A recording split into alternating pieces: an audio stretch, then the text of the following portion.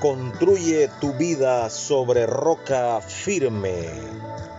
Construye tu vida sobre roca firme.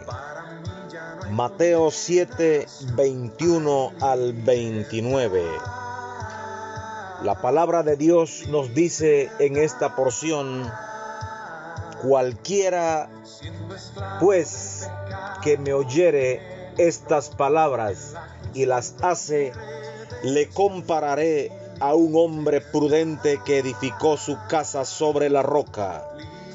Descendió lluvia y vinieron ríos y soplaron vientos y golpearon contra aquella casa, y no cayó porque estaba fundada sobre la roca. Pero cualquiera que me oye estas palabras y no las hace, le compararé a un hombre insensato que edificó su casa sobre la arena. Y descendió lluvia y soplaron vientos y dieron con ímpetu contra aquella casa, y cayó, y fue grande su ruina. Y cuando terminó Jesús estas palabras, la gente se admiraba de su doctrina, porque les enseñaba como quien tiene autoridad y no como los escribas. Saludamos fraternalmente en Cristo a nuestros amables oyentes en cualquier lugar, habiendo orado que Él les bendiga ricamente, que su paz y su amor le hayan acompañado siempre, que su buena mano le haya sostenido, validando día a día lo escrito en Isaías 26, 3 y 4, que dice: tú guardarás en completa paz aquel cuyo pensamiento en ti persevera, porque en ti ha confiado. Confiad en Jehová perpetuamente, porque en Jehová el Señor está la fortaleza de los siglos.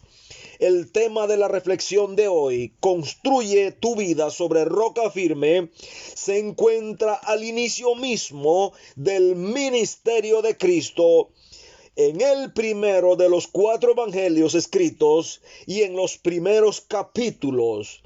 Toda esta primacía anotada no es por una casual coincidencia, sino que tiene como propósito no solo resaltar su contenido, sino que constituye el corazón mismo de la fe y la conducta de todo ciudadano celestial que se considere discípulo de Jesús. La porción de hoy es el resumen o conclusión de lo que el Señor Jesús enseñó en los capítulos 5 al 7, que es conocido como el Sermón del Monte, en el cual el Rey Jesús hace una sumatoria de las cualidades del carácter y la conducta de todo aquel ciudadano de su reino. Este resumen o conclusión deja bien claro que no todo el que hable bien o tenga simpatía por este reino pertenezca a él.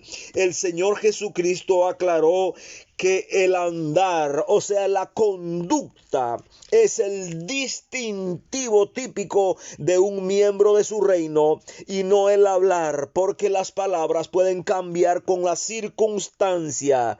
El hacer tiene más peso que el hablar. El hacer, o sea, la conducta y el carácter son los frutos que demuestran la clase de árbol que se es. Amables oyentes, de lo que enseñó el Señor Jesús en este sermón, podemos asegurar que se trata de la constitución misma de los principios que debería gobernar a los súbditos de su reino en todos los tiempos. Cuando Él estaba presente, era de aplicación directa de sus discípulos al irse a reinar en el cielo, cada uno que lo hace rey en su corazón aquí y ahora debe vivir acorde a las normas de su reino descritas aquí.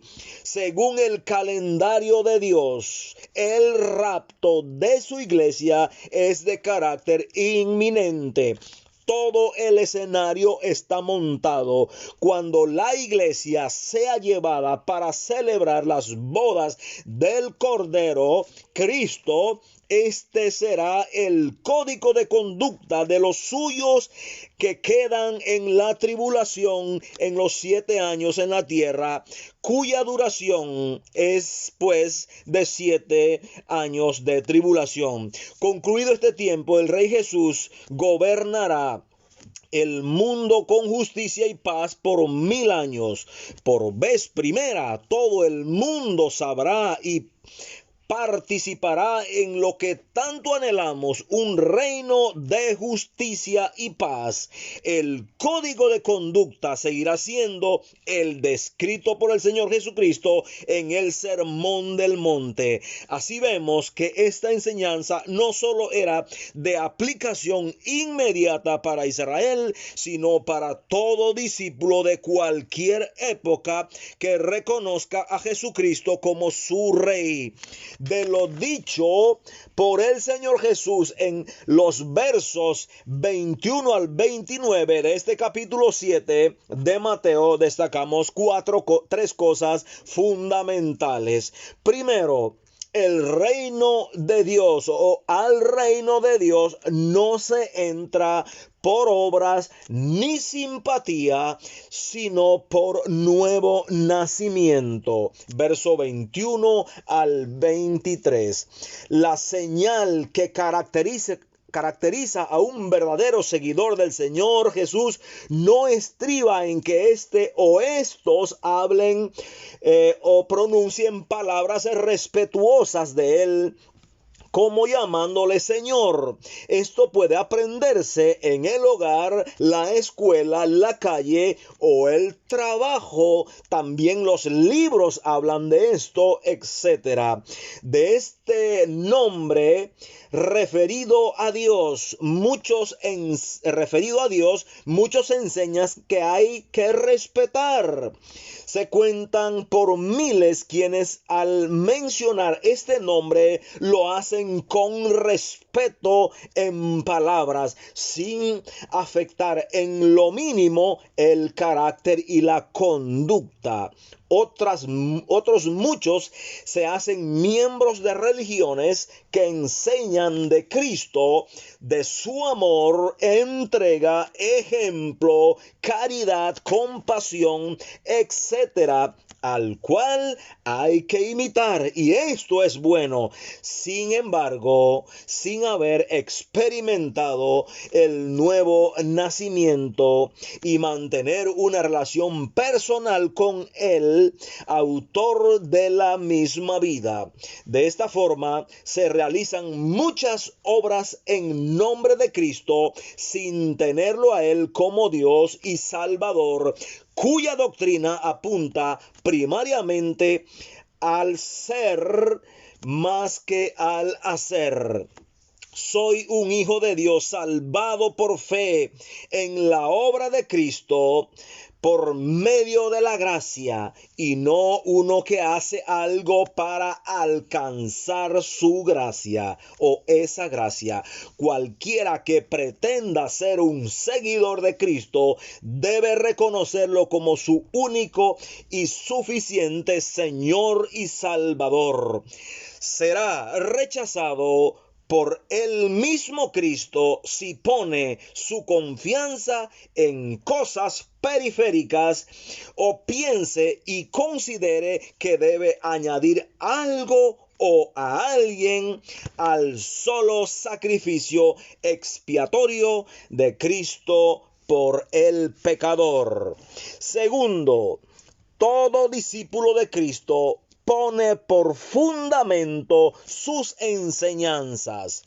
tanto su carácter como su conducta son modeladas por el código del reino de Dios. El Señor lo describe como un hombre prudente, sabio, y la sabiduría no se le atribuye al hombre en sí mismo, sino que este se da cuenta de la realidad de los efectos del pecado en sí y fuera de sí.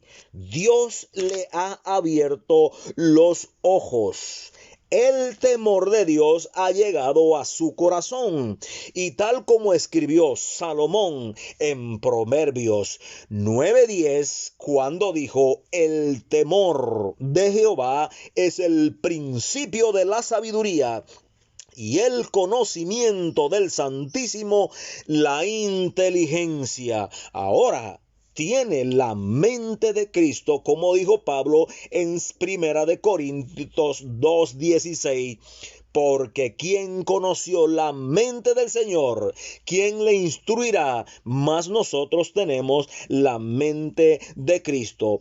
Por gracia, por medio de Cristo, dotado con una mente nueva, una nueva voluntad y un nuevo corazón, lo ha operado Dios en él este nuevo nacimiento. Así lo expresó Pablo en Efesios 1:13 y 14, cuando dijo: en él también vosotros, habiendo oído la palabra de verdad, el evangelio de vuestra salvación, y habiendo creído en él, fuisteis sellados con el Espíritu Santo de la promesa, que es las arras, o sea, garantía, salvoconducto, boleto de nuestra herencia hasta la redención de la posición adquirida para la alabanza de su gloria. La mente está ahora en capacidad de estudiar, meditar, memorizar la palabra de Dios. Al hacerla y ponerla en práctica en su vida, estará equipado, preparado para los desafíos que plantea esta vida en todos los escenarios: el trabajo, el hogar, negocio, calle, salud, educación, iglesia, etcétera. La palabra de Dios, amable oyente, es muy clara al señalar o asegurar que las dificultades, o sean los problemas, los conflictos, las luchas, las tentaciones, las pruebas, son comunes a todos los seres humanos y golpean tanto a cristianos como a no cristianos. Golpea tanto a los ciudadanos del reino de Dios como a aquellos que aún no pertenecen a él. El Señor Jesús en este pasaje califica estos problemas como una fuerte lluvia, ríos caudalosos que arrastran como vientos fuertes que golpean con ímpetu. La vida aquí será visitada tarde o temprano por las dificultades. Ningún discípulo de Cristo que oye y hace su palabra caerá o quedará aplastado, porque construyó su vida sobre la roca firme, y esta roca es Cristo, como dice 1 Corintios 10:4. Los súbditos de él, llámese cristiano, evangélico, hijos de Dios, discípulos de Cristo, creyentes, personas salvadas, pongamos el nombre más conveniente. Si edifican su vida sobre Cristo y su palabra, o sea, la Biblia, el mismo Señor declaró de estos que pese a los conflictos y adversidades no caerán. La roca, Cristo, es el único fundamento seguro. Amable oyente, paz no es la ausencia de problemas, sino la presencia de Cristo en medio de estos conflictos. le alentamos a que revise su vida si está atravesando uno de estos problemas que son como lluvias que no escampa, como corriente que arrastra o como viento que golpea. Si lo tiene tumbado, desalentado, débil, caído, lloroso, amargado, sin paz, con insomnio, lleno de miedo, perdió el rumbo o el ritmo, haga un alto, revise los capítulos 5 al 7 de Mateo, conocido como el Sermón del Monte. Léalo varias veces hasta que penetre en su vida. Ponga sus pies, su mente, su voluntad y sus sentimientos sobre Jesús y sus enseñanzas, y cantará no solo la canción de victoria, sino que no caerá, porque su vida, el carácter y la conducta están sobre la roca, esa roca inconmovible desde la eternidad hasta la eternidad es Cristo, el único refugio seguro. Y en tercer y último lugar, en el reino de Cristo, lo más fácil no es lo más conveniente. Amable oyente, usted recordará que el diablo vino con una propuesta al Señor Jesús en Mateo 4, 8 al 9. Otra vez le llevó el diablo a un monte muy alto y le mostró todos los reinos del mundo y la gloria de ellos, y le dijo: todo esto te daré si postrado me adorares. ¿Qué cree usted que resultaba más fácil, la cruz o un momento de adoración? El mismo Cristo dijo en Getsemaní: Padre mío, si es posible, pase de mí esta copa, pero no sea como yo quiero, sino como tú. Mateo 26:39. Así, amable oyente, pareciera que había un camino más fácil o suave, pero sin salvación para nadie. Tampoco el Señor Jesús lo haría por amor a usted y a mí. Gloria por siempre al Señor. Bien sabemos que las enseñanzas de Cristo rompen todas las reglas. Por ejemplo, ama a tus enemigos. Al que te golpea en una mejilla, ofrécele la otra, y muchas más que van hasta en contra de la lógica humana, pero dan su resultado porque Dios siempre triunfa. El que desecha las enseñanzas del Señor Jesús y las considere irrelevantes es como el que construye una casa sobre la arena. De seguro avanzará rápido, preguntando a constructores sabios y responsables sobre una casa firme y estable. Todos se remiten a un buen fundamento. Lo más difícil y que toma más tiempo. El insensato hace caso omiso sobre un buen fundamento. Todo lo quiere fácil y rápido. Prestemos atención a lo escrito en Lucas tocante al trabajo de cavar para encontrar la roca. Todo aquel que viene a mí y oye mis palabras y las hace, os diré a quién es semejante. Semejante es al hombre que al edificar una casa, cavó y ahondó y puso el fundamento sobre la roca. Lucas 6, 47, 48. Esto lo tenemos que hacer, amable oyente. No se puede posponer ni dejar.